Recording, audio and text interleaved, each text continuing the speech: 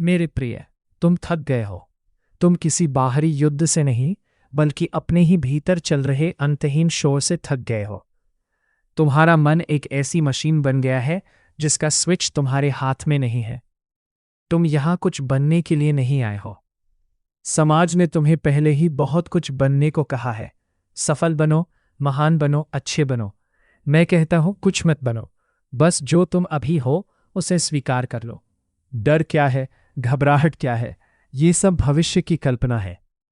तुमने भविष्य में एक घर बनाया है जो अभी मौजूद ही नहीं है, और तुम उस घर के गिरने के डर से कांप रहे हो। ओशो कहते हैं, जीवन अभी है, यही है। अगर तुम अभी यहां हो तो डर कहाँ है? ओवर थिंकिंग एक अनियंत्रित बीमारी।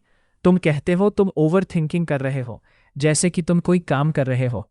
नहीं, तुम सोच नहीं रहे, सोच तुम्हें सोचे जा रही है।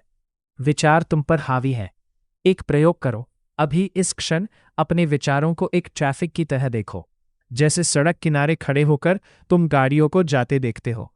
क्या तुम सड़क पर दौड़ती कार को रोकने की कोशिश करते हो? नहीं, तुम बस देखते हो। विचारों के साथ भी यही करो। उसे बदलने की कोशिश मत करो।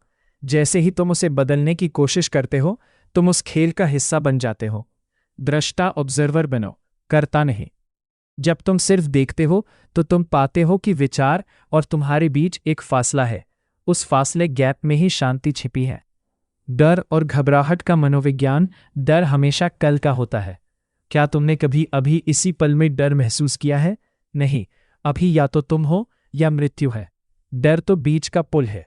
घबराहट तब पैदा होती है जब तुम परिस्थिति को वैसे स्वीकार नहीं करते जैसी वो है। तुम चाहते हो कि परिस्थितियां तुम्हारे हिसाब से हों। अस्तित्व तुम्हारे हिसाब से नहीं चलेगा। अस्तित्व अपनी लय में है। तुम नदी के खिलाफ तैर रहे हो, इसीलिए थक रहे हो। तैरना छोड़ दो, बहना शुरू करो। इसे ही मैं अकर्म कहता हूं। खेल का अंत, मौन का आगमन। अब अपनी आंखें बंद कर लो। कोई निष्कर्ष मत निकालो कि वीडियो अच्छा था या बुरा।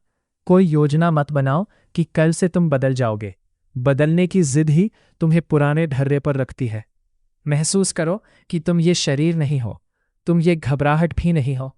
घबराहट एक बादल है जो आया है और चला जाएगा। तुम वो आकाश हो जिसमें ये बादल तैर रहा है। आकाश कभी मैला नहीं होता। मौन को सुनो। शब्दों के बीच जो खाली जगह है उसे सुनो। वही तुम्हारा असली स्वभाव है। विदाई और आत्मबोध। मेरे प्रिय, तुम अकेले नहीं हो। पूरा अस्तित्व तुम्हारे साथ है। बस तुमने अपनी आंखें बंद कर रखी हैं। जैसे ही तुम देखना शुरू करते हो, खेल समाप्त हो जाता है।